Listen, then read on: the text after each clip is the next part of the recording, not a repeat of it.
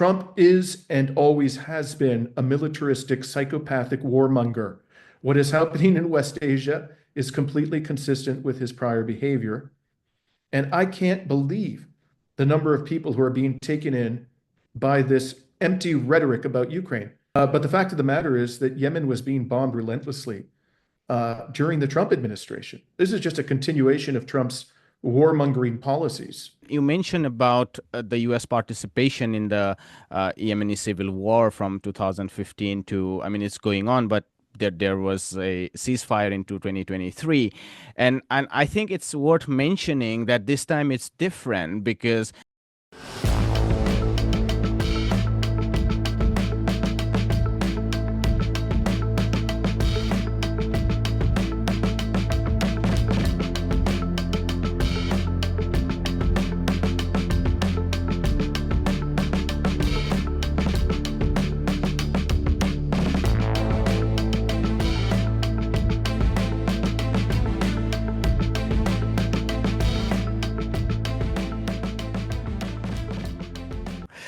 hello and welcome to another episode of India and Global Left. If you are new to the show, please smash that subscribe button. Also consider being a YouTube member, a Patreon, or donate small amounts in the link given in the description box.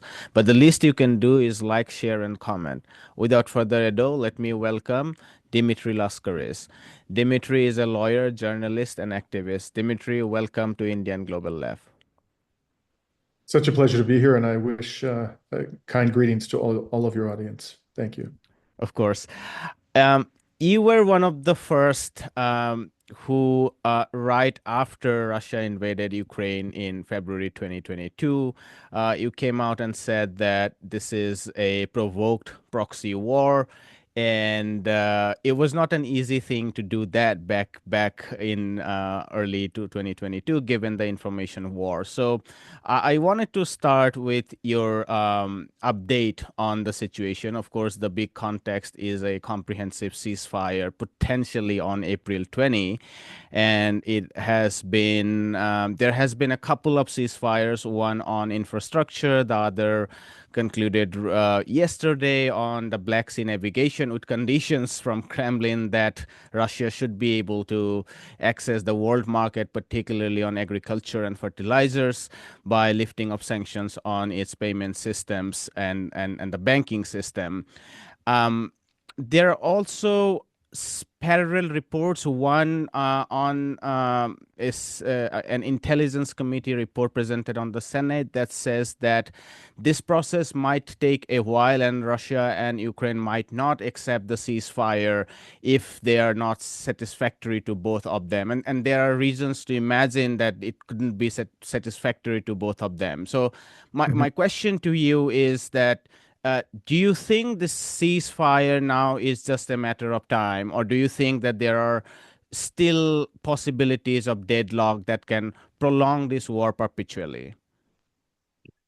Well, let me say two things preliminarily. The first is you mentioned at the outset that I did come out very early, and I certainly wasn't alone in 2022 saying that this was a proxy war that was provoked by the West. But I and others were saying similar things back in 2014. Just to give you a very prominent example, John Mearsheimer was saying this back in 2014 that Ukraine was being led down the path to destruction, the primrose path, as he put it. I mean, the most obvious proof of that was that infamous recording of Victoria Nuland and the U.S. ambassador to Ukraine at the time, Jeffrey Pyatt, in which she, cursed the EU and plotted with him to choose the next leader of Ukraine after Yanukovych was overthrown. And I could go on and on. So it wasn't as though we suddenly realized what was happening. We knew what was happening long before the special military operation began. The second thing I want to say preliminarily is that I just have a profound skepticism, and this is going to inform my answer to your question about any impetus on the part of the Trump administration or claimed impetus to bring this war to an end. I just don't buy it. I think we're being scammed. And I think the proof is in the pudding. The Trump administration is doing something right now that is very similar to what the Biden administration was doing in regard to Israel. The Biden administration had the ability to stop Israel from bombing Gaza, relentlessly simply by withholding weapons. Trump has exactly the same ability with respect to Ukraine. Ukraine is entirely dependent, or almost entirely dependent, on U.S. military support, and yet he's continuing to provide weapons to Ukraine. As long as he does that, Ukraine has no incentive to respect any ceasefire, whatever the terms of it may be. Just as Israel has no incentive to respect any ceasefire as long as the U.S. provides unconditional military aid. So we've seen this scam before, and I think we're basically seeing a similar scam now. The ceasefire with respect to energy infrastructure. I start with that one. First of all, it was insanely ambiguous. It was not at all clear what was meant by energy infrastructure. And there were credible reports that Ukraine immediately violated it by attacking a oil depot in an area in Russia that was to the east of Crimea, and Russia certainly has no incentive to stop attacking the energy infrastructure of Ukraine as long as Ukraine is not going to engage in a reciprocal manner. That ceasefire, as far as I can tell, has gone nowhere. And then we come to this Black Sea ceasefire. Well, understandably, the Russian Federation is saying, look, we will stop attacking vessels that are potentially transporting military weaponry to Ukraine if you first lift the sanctions relative to us. And this is a perfectly rational demand because based upon the prior behavior of Ukraine and the United States and also the European countries, there's no reason for Russia to believe that they will lift the sanctions if they cease all hostilities in the Black Sea. It's entirely rational based upon the prior behavior of their adversaries, of which the United States is one. The United States is not a neutral arbiter. It is in no position to mediate this dispute. It is a belligerent. It is a party to the conflict, and in fact, one could argue persuasively it's the driving force behind the conflict. Unless and until the Americans lift those sanctions, there's absolutely no reason for Russia to believe that either the United States or Ukraine is going to respect the ceasefire. So basically, what I think is going on, Giotishman, is that this is theater. We're being treated as theater. And I hope that I'm wrong about this. I hope this is sincere and this does end into a rapid wind down of this horrible war. But I think that what's really going on here, to cut to the chase, is that the Trump administration is preparing to attack Iran. And shortly before the Trump administration assumed office in January of this year, I think it was 3 days before, Iran and the Russian Federation signed a strategic partnership agreement. I think it was January 17, 2025. Correct. Yeah. Correct. Of course, the timing was not coincidental. They were sending a message. They also have done, the Russian Federation, the Iranians, and the Chinese have done military exercises in the Gulf of Oman for, I think, something like 5 or 7 consecutive years. And they did them a few months ago, the last round of military exercises. The Russians and the Chinese are saying very clearly that we regard Iran as a strategic partner for perfectly valid reasons. In the case of China, they rely upon Iran to a great extent for their petroleum supplies. And in the case of Russia, which doesn't need Iran's oil, going all the way back to the time of Stalin, there was a concern on the part of the Russian political elite that Iran would be used as a springboard if it was governed by a regime that was amenable to the United States for an attack on southwestern Russia. So they both regard Iran as a strategic partner. And I think that what the Trump administration is trying to do is trying to rush some kind of a détente with Russia so that it can convince Russia to refrain from assisting the Iranians when the attack comes. Again, I hope that I'm wrong. I would love to be wrong about this. But all of the signals that I'm seeing are that the Trump administration is preparing, as the Israeli regime has been demanding for years, for an all-out assault on Iran. and they are particularly concerned that Russia might come to the defense of the Iranians, and so they're trying to head that off at the pass. This is very interesting, given a lot of people have been saying that some kind of attempt of rapprochement with Russia is partly to buy neutrality in the hostility between the US and China. But you are adding another pillar to it, which is in the Middle East with Iran, that in the event of a massive escalation in Iran, which is now increasingly becoming more, let me not say likely, but the dangers are increasingly becoming more and more. You are saying that they are hoping some kind of Russian neutrality in the event of its escalation on Iran, which is partially at least or greatly done at the behest of the Israelis, and we'd come to the Middle East. But to wrap up Eurasia, let's say, if I could ask you a little bit on Europe, because even if you are wrong and the ceasefire takes place, the Eurasian problem is very fundamentally a Eurasian problem. I mean, it's the U.S. is involved given the sweep of its extension, but Europe must have to take into account how to live peacefully with Russia if this problem has to be resolved in any substantive manner. And I personally don't see any signs within the European elites in terms of a rapprochement with Russia. So if you could tell a little bit about how Europe is dealing with this problem. Yes, that's the understatement of the century. One does not see any signs of rapprochement. The Europeans are in full militaristic war mode. This character Sikorski from the Polish government, I don't know what title he has nowadays, he might be defense minister, was saying that the European Union has to prepare to go to war with Russia in 2030. They're talking about, raising military spending. I don't think they'll get there, but even setting it as a target is insane, 5% of GDP. There are voices of authority in the European Union saying we are going to have to cut back on our the quality of life and our social safety systems in order to prepare for the war, the inevitable war against Russia. Any sane person can see that Russia does not want to go to war with the NATO members of Europe. If in fact Russia was willing to wage war against a member of NATO, then why are the Europeans so adamant about Ukraine becoming a member of NATO? On their theory, being a member of NATO doesn't provide you any protection from a Russian attack. But if they actually believe that Ukraine's membership in NATO would deter Russia from attacking Ukraine, then why do they think that Russia would be prepared to attack existing NATO members such as Poland, Germany, or France? It makes absolutely no sense.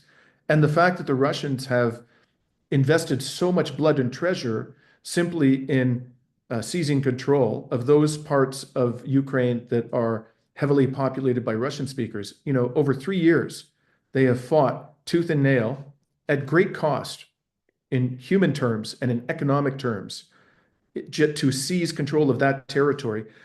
Is the Russian leadership so stupid as to believe that they could actually conquer any part of Poland or even more insanely, Germany or France? This is lunacy. What's going on here is that the European Union is now completely beholden to the military-industrial complex. I go back to the farewell speech of Dwight D. Eisenhower in 1961. He warned that the United States was on the precipice of becoming a vassal of the military-industrial complex. Well, his warnings were not heeded. After the assassination of JFK, the military-industrial complex assumed full control of U.S. Military spending and foreign policy. And now this cancer has spread to the entire West. That's how it looks like to me, Jyotish. I see this happening in Canada. I see this happening in France, in Britain, Germany. They're talking about sums of money that are absolutely insane to remilitarize. Does it make sense? People here living in Europe, does it make sense for us to be encouraging the Germans to be spending, hundreds of billions of dollars a year on military and engaging in conscription and building up the largest military force that Germany has seen in the post-World War II era? Have we learned nothing from the horrors of World War II? This is what's happened. The West has been completely hijacked by the military-industrial complex, and we are hurtling towards a war of existential proportions. Iran is part of this, but it's much bigger than that. And that's my fear. Again, I would very much like to be wrong about this, but everything that I see points in that direction.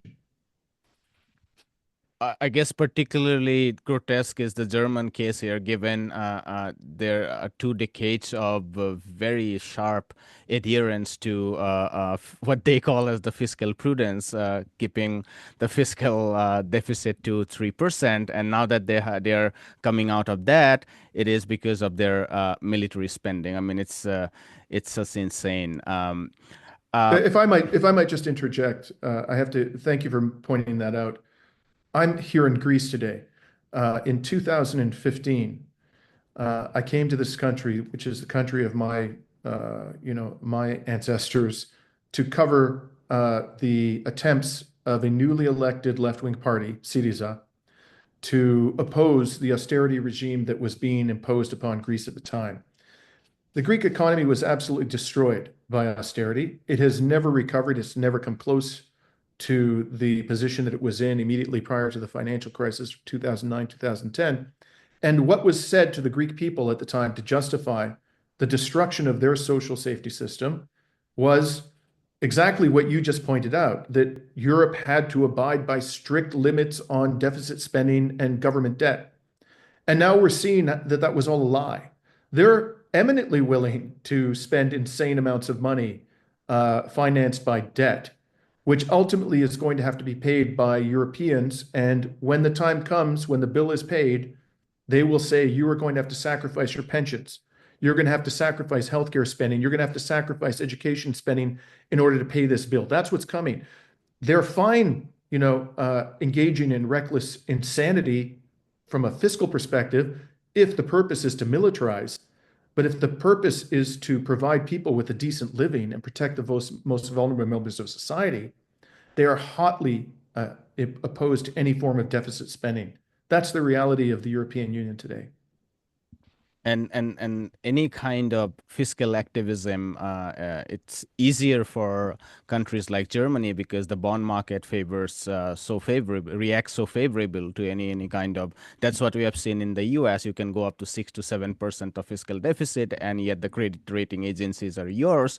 They never downgrade. I mean, there have been a couple of occasions they did, but they generally don't downgrade, and these are well documented, evidence by those who have worked within the credit rating agencies why they don't downgrade ratings for the U.S. and the France. They have done on 1 or 2 occasions, at least since 2015. They haven't done that, but they would immediately do it for Greece, but most extensively for the global South. I mean, anytime you go outside 3%, your credit rating agencies would downgrade you to B minus and so on, and you are broke. And then the IMF comes in and says that dismantle all forms of welfare state.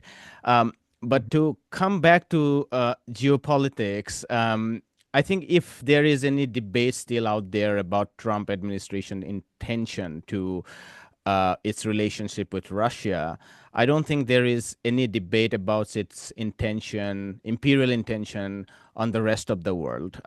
You spend a significant time in Canada, but you also have been reporting from West Asia.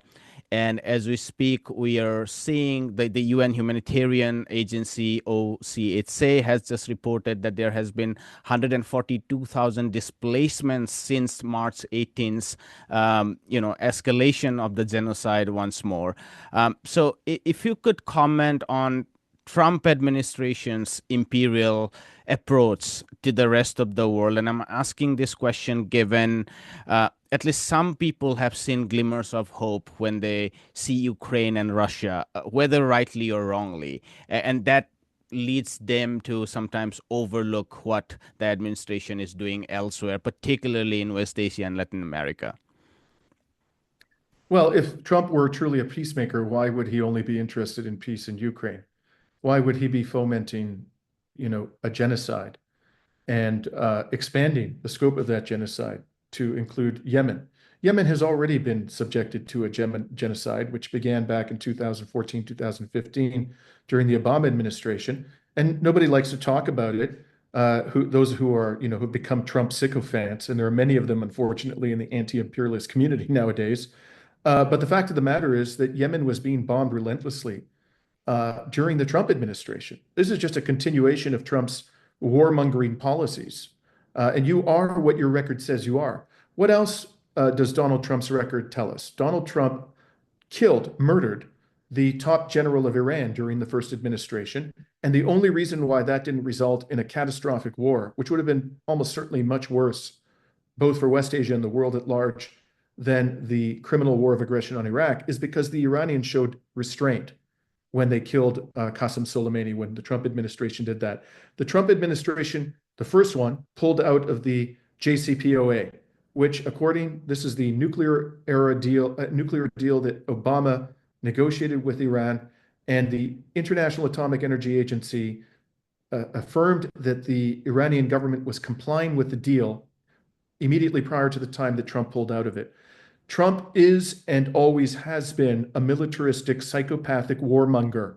What is happening in West Asia is completely consistent with his prior behavior. And I can't believe the number of people who are being taken in by this empty rhetoric about Ukraine. What has actually happened since Trump took office? He told us he was going to stop the Ukraine war in 24 hours. We're now into the third month of his second administration. I follow on a daily basis the battlefield reports from what's going on in Ukraine. All of this talk about, a 30-month pause on destroying some energy infrastructure, or a 30-month pause on stopping attacks on shipping in the Black Sea. The reality is, on the ground, on the battlefield, this war is being fought with the same level of intensity as it was being fought before Trump came back into office, if not with more intensity. People are dying at the same rate. The Ukrainians continue to lose territory. The Americans continue to provide weapons to Ukraine. So from what I see on the ground in Ukraine, it's perfectly consistent with what we see in West Asia. The policy of the Trump administration is to foment war and to prolong war. He also had an opportunity to take the United States out of the Afghan theater of battle. He didn't do that. He talked about it, but he didn't do it. Okay? He had troops in Syria throughout his entire first administration. He even admitted that they were there to take the oil from the Syrians.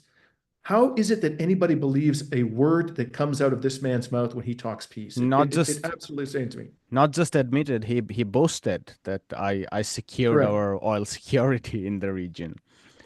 Yes, and that's the reason. That's the real reason why the deep state hates Trump. It's not because he doesn't pursue their policies. It's because he's a very bad, shall we say, promoter of those policies. For all of the talk about, Trump being the consummate salesperson, he does a very bad job of selling the militaristic policies and the imperialistic policies of the of the U.S. government. Prior presidents like Obama were much better at dressing those up, as, initiatives to promote democracy and human rights and international law and all the rest of it. Trump doesn't even bother with all of that rhetoric. I personally think that that's the real reason why people in the U.S. military-industrial complex regard him as a threat. How likely do you think would there be a war with Iran, given the situation in Yemen is continue to escalate for a while, because there seems to be no one to stop the Israelis from carrying out the genocide, and this means that the Houthis, as part of the resistance, would continue to respond. And that means the Trump administration is directly enmeshed in it. And you mentioned about the U.S. participation in the Yemeni civil war from 2015 to, I mean, it's going on, but there was a ceasefire into 2023. And I think it's worth mentioning that this time it's different, because at that time, the U.S. was acting at the behest of its allies, at best its Arab allies, the UAE and the Saudis, who carried out the massive bombing, and the direct U.S. administration's bombing campaign was limited to some extent. I mean, they were providing all kinds of indirect supports, including arms sales. But this time they are doing it at the behest of their master in a way. It's the masters in Israel, and so they are even more deeply committed. So that's one side of it. The other side I think about is the economic situation in the US. I mean, whether you think about the 6 to 7% fiscal deficit, whether the bond markets already reacting negatively. I mean, the big players in the bond markets, the PIMCOs and the Vanguards, are already shifting to Europe, as we discussed, Germany and others having decided to, actively accept military Keynesianism. And its debt to GDP ratio has already gone beyond 100%, and Congressional Budgetary Office's estimate is that in the next 10 years it might well reach up to 200%. So it's fiscally very much tied down. But I'm also aware that history of wars tell us that people don't go to war based on economic calculations. They go to war based on all sorts of different reasons. So how likely do you see an escalation in Iran? At this point, I think it's more likely to happen than not. I think if anything is going to ultimately cause Trump to refrain from a full-blown attack on Iran, it will be the economic considerations. I can't imagine that no one in the Trump administration understands how catastrophic this would be for the global economy and for the finances of the United States. Somebody must be whispering in his ear that the economic repercussions for the United States would be severe. I would hope so. And hopefully at the end of the day, that will cause him some restraint. But at this point in time, you listen to Pete Hegseth, bombarding Yemen. There's no reason to think that bombing Yemen is going to have any different impact now than it did under the Biden administration, which bombed Yemen relentlessly. That didn't work. And Hegseth is saying, if Yemen fires back, which they have, and they will continue to do, we're going to hold Iran responsible.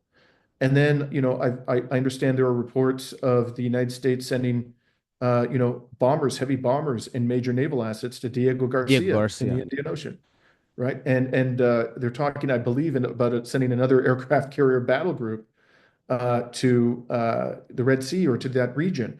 Are we to believe this is all for the Houthis, for Ansar Allah? I don't believe that for one second. They're issuing ultimatums to Iran, open ultimatums, and clearly.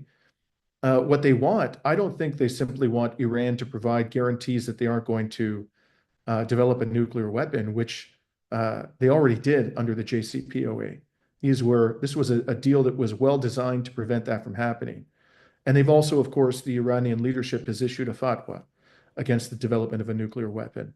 So there's already plenty of The reason. recent, just to add, the recent intelligence report presented at the Senate and overseen by Tulsi Gabbard and John Ratcliffe and others, it confirms that that Iran is not developing a nuclear weapon. I just wanted to add that. Yes, and thank you for pointing that out. And this has been the assessment of the U.S. Intelligence services for, I think, going all the way back to the Bush administration. That Iran is not trying to develop a nuclear weapon. And of course, being ignored. I just watched the most extraordinary exchange between a wonderful reporter in the Washington Press Corps, Sam Husseini, and a spokesperson for the Trump administration, asked this woman straight up, are you prepared to acknowledge that Israel has nuclear weapons? And she flat out refused. She just completely avoided the question. We all know Israel has nukes. Israel is not a signatory. The only country in the Middle East that is not a signatory to the Nuclear Non-Proliferation Treaty.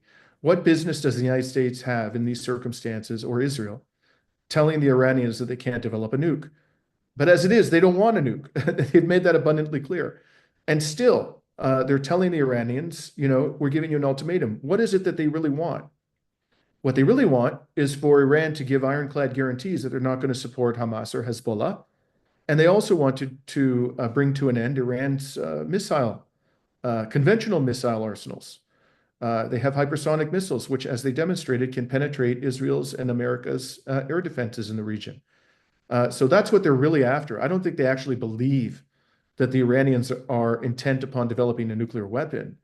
What they want to do is they want to prevent Iran from providing any form of resistance to U.S. hegemony in the region, And I just don't think Iran's going to capitulate. I think they're at the end of their, they're done making concessions. I think the last straw was the Trump administration withdrawing from the JCPOA, although Iran was complying with the deal. And because they are not going to succumb to this ultimatum, uh, I just don't see the, again, I can't say I don't see it. I think the one hope that we have is that economic considerations persuade Trump not to bomb Iran. But I don't have any confidence in him at the end of the day to show that kind of restraint. I'm coming to an end, and let me take a step back and ask you a little bit about media. Given you are also a journalist, you are also in the digital media space, the alternative media space. So my question is, what are your thoughts about the rise of, let's say, for the lack of a better word, the rise of an independent media? Of course, that independent media can be both progressive and reactionary. But let's take the independent media as an alternative to mainstream media. What do you think are its strengths and weaknesses? Well, people can have reasonable disagreements about what is and is not independent media. When I talk about independent media, uh, what I mean, and perhaps you mean the same thing, is a media organization that is committed to telling people the truth, no matter how uncomfortable the truth may be, and most importantly, doesn't rely upon corporations, high net worth individuals, or governments for their funding. They are viewer supported. That to me, or even better, they don't need any kind of funding because the people who are running the media organization have already ample resources at their disposal to do journalism. So, if that's what you mean by independent media, I think independent media are absolutely essential. And one of the greatest developments I've seen in my adult life is the emergence of truly independent media, in places like YouTube, Rumble, Telegram, and so forth. The problem, the primary problem that independent media confronts is, I think, a constraint on their resources. So it's very difficult for them to do on-the-ground reporting because they're so limited in terms of their financial resources. And this is something that, and I'm not saying this to you to be promotional. This is something that as a host of Reason to Resist, have focused on a great deal. I do a lot of on-the-ground reporting because at the end of the day, if you really want to know what's happening in the world, particularly in the global South, you've got to go there. There's no substitute for going there and talking to people who live every day with the depravity of Western imperialism. But there are very few independent media organizations that have the ability to do that. And so that naturally results in them, uh, being constrained in their ability to explain to people what's actually happening in these parts of the world. But other than that, I think on the whole, the emergence of independent media outlets that are fearlessly critical of Western foreign policy is a wonderful development. Personally, I don't pay any attention anymore to the corporate media. About 25 years ago, I would say that I got 90% of my news from the corporate media. Then I read Noam Chomsky's and Edward Herman's Manufacturing Consent, and gradually over time, that fell to about 5%. I spend about 95% of my time, and I spend a lot of time reading the news every day. 95% of my time I devote to the independent media and only about 5% to the corporate media. And even that is just to keep me apprised of what lies they're telling people. It's important to know, what propaganda the corporate media is disseminating because it is still, followed by a significant proportion of the population. I have a final follow-up on this because I'm very curious how you uh, keep track of the world only through independent media. And I'm asking this question being part of an independent media who also follows the independent media very closely because we are in that business. But I still think my main source of information remains the mainstream media, because they are the ones who give me the quickest news. I wake up every morning and they are the first one to bring me the data. Of course, I know what the analysis is, and I apply my own brain and everything. And perhaps I think I rely more on them because I focus a lot on the economy, on financial news, on markets, and so on, and where I genuinely think that resources are more important than investigative journalisms and so on and so forth, where which you can manage even through more limited resources. So if you are to tell me about what's going on with the Federal Reserves and the Bank of China, it's dependent on how much resources you have. So I'm very curious how you are able to completely ignore mainstream media. I can't. Well, if your primary subject of interest is financial markets, I probably would do what you're doing. There's really very few people in the independent media who are providing real-time, intelligent, accurate analysis of financial markets, right? But that's not what I'm primarily focused on. I used to be, but that's not what it is now.